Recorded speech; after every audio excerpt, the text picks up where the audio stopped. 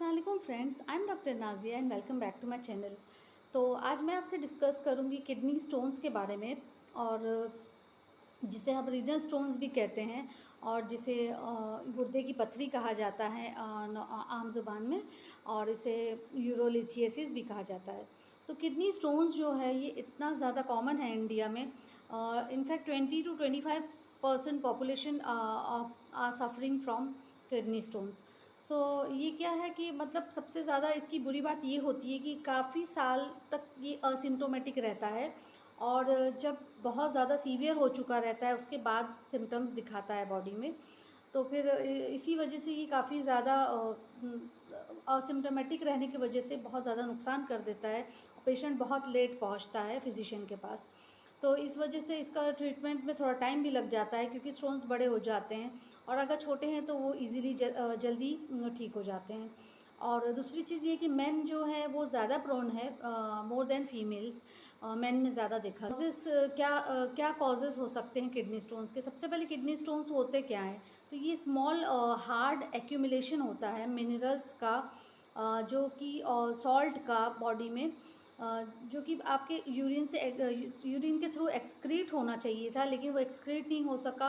वो एक्यूमुलेट होता जाता है किडनी में, क्योंकि आप कम पानी पी रहे हैं या मिनरल्स ज़्यादा बॉडी में हो रहे हैं, तो वो एक्यूमुलेशन जो होता है वो एक डिपॉजिट बनते बनते वो स्टोन्स की शक्ल ले लेता है, और फिर किडनी के टिश्यूज़ को बहुत ज़्यादा डैमेज करने लगता है। तो ये होता है किडनी स्टोन्स। और जब ये पास होता है अगर यूरेटर के थ्रू, तो वो बहुत ज़्यादा पेन कॉज करता है। पेल्विक पेन होता है, और लोअर एब्डोमेन पेन और बैक पेन होता है, तो काफ़ी सीवियर होता है। इमरजेंसी उसको ट्रीटमेंट की ज़रूरत पड़ जाती है।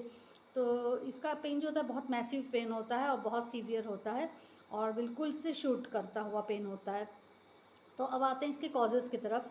क्या कॉजेज़ हैं जिसके वजह से किडनी स्टोन्स हो जाते हैं। तो सबसे बड़ा और सबसे इम्पॉर्टेंट कॉज़ ये है कि पानी का कम पीना, decreased amount of water intake, जो कि बहुत ज़्यादा लोग लापरवाही करते हैं पानी पीने में। पानी कम पीने से ये स्टोन्स होता है, और क्योंकि बॉडी में एक्सक्रीट मिनरल्स जो एक्सक्रीट होना चाहिए वो एक्सक्रीट नहीं हो पाता है, पानी की कमी हो जाती है, तो वो डिपॉजिट करते करते वो स्टोन्स बन जाते हैं। तो इसलिए सबसे बड़ा मेन कॉज़ ये है कि डिक्रीज़ वाटर इनटेक। तो आप वाटर इनटेक अगर कम है आपका, तो आप उसे इंक्रीज़ करिए ताकि आप किडनी स्टोन से बचे रहें। नेक्स्ट एक और कॉज़ है वो है कि फैमिली हिस्ट्री अगर है किडनी स्टोन्स की, तो आपको भी हो सकती है। और नेक्स्ट आता है कि डाइट, अगर आप ऐसा डाइट ले रहे हैं जो बहुत रिच है प्रोटीन्स में और मिनरल्स में, सोडियम में, सॉल्ट में, ये सारी चीज़ें बहुत ज़्यादा शुगर ये सब चीज़ ले रहे हैं, तो वो डिपॉजिट हो जाती है, और उसको फिर एक्सक्रीट करने में मुश्किल होती है, तो वो स्टोन्स की शक्ल ले लेता है। नेक्स्ट आता है कि कुछ सर्टेन मेडिसिन्स ऐसी हैं जिनके वजह से भी किडनी स्टोन्स हो सकते हैं। तो ये कुछ कॉजेज़ हैं। अब हम आते हैं साइंस और सिम्टम्स, मतलब हमारे बॉडी में क्या दिखेगा जिससे पता चलेगा कि हमें स्टोन्स हो सकते हैं। तो सबसे पहले सिम्टम आता है severe pain in the lower abdomen and back. इसका स्टोन का पेन यही होता है, रेडिएटिंग पेन होता है लोअर एब्डोमेन में, और पीछे की तरफ बैक के तरफ जाता हुआ होता है। तो ये इसका पिक्यूलियर सिम्टम है। और अगर वो यूरेटर के थ्रू पास हो रहा है, स्टोन्स पास होने लगा है थ्रू यूरिनेशन की जगह से, तो वो और भी ज़्यादा पेन पेल्विक रीजन में कॉज करता है। नेक्स्ट आता है यूरिनेशन के वक्त पेन होना। ये बहुत इंपॉर्टेंट सिम्टम है। अगर आपको यूरिन पास करते वक्त पेन फीलिंग हो रही है बहुत ज़्यादा सीवियर या हल्की, तो हो सकता है कि आपको भी किडनी स्टोन्स हो। और नेक्स्ट आता है ब्लीडिंग थ्रू यूरिन। अगर यूरिनेशन में ब्लड भी आ जा रहा है, या ब्लड जैसे सेडिमेंट्स दिखने लग रहे हैं, रेडिश सेडिमेंट्स रह जा रहे हैं वहाँ पे यूरिन की प्लेस पे, तो इसका मतलब कि हो सकता है वो किडनी स्टोन्स हो आपको।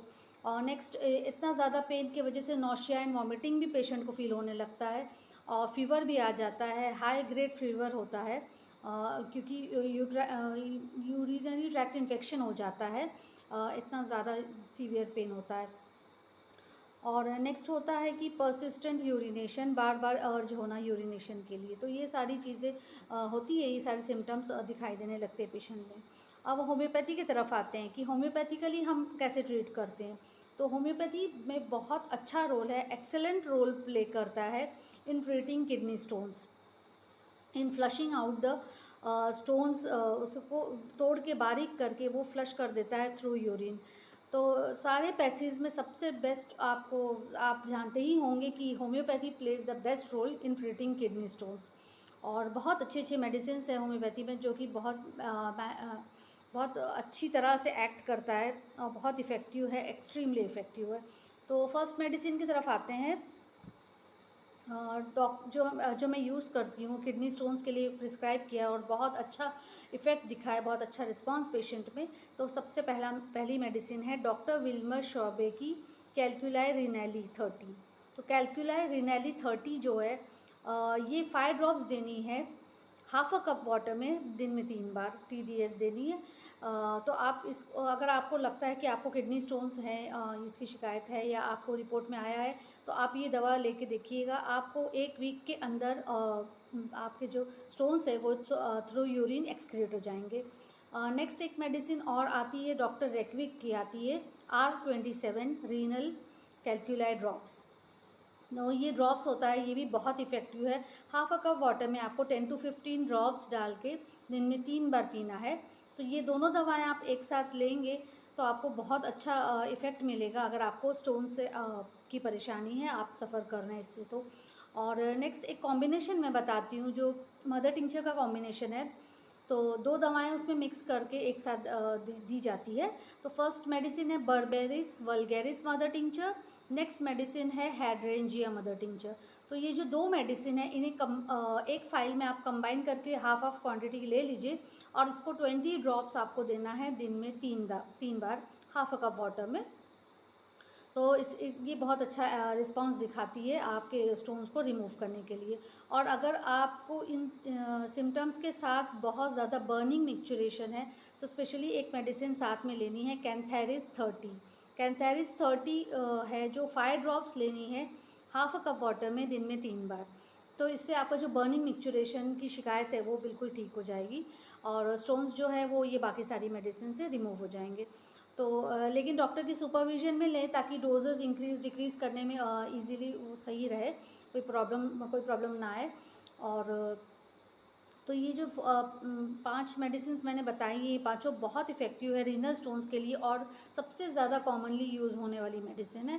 और अगर कुछ स्पेशल सिम्टम्स है तो आप मुझसे कंसल्ट कर लीजिएगा, कुछ अलग तरह का परेशानी अगर है तो। और अगर कॉमन जो किडनी स्टोन्स के सिम्टम्स है तो उसके लिए ये सारी दवाएं पूरी मतलब हो जाएंगी, बहुत इफ़ेक्टिव रहेंगी और आपके स्टोन्स बहुत जल्दी 2 to 3 वीक्स में डिज़ोल्व हो जाएगा, डिज़ोल्व होके थ्रू यूरिनेशन पास हो जाएगा। आपको सर्जरी वगैरह ये सब चीज़ की ज़रूरत ही नहीं पड़ेगी, कोई इंटरवेंशन की ज़रूरत नहीं पड़ेगी। तो आज बस यही था, मुझे आपको यही डिस्कस करना था कि रीनल कैलकुलाई के लिए, रीनल स्टोन्स के लिए बहुत इफ़ेक्टिव है होम्योपैथी। और आप लोग भी ट्राई करें, अगर आप लोग इस चीज़ से सफ़र करते हैं तो बहुत अच्छा रिस्पांस मिलेगा। ठीक है, फिर मिलते हैं नेक्स्ट वीडियो में। Take care, go for homeopathy. अल्लाह हाफिज़।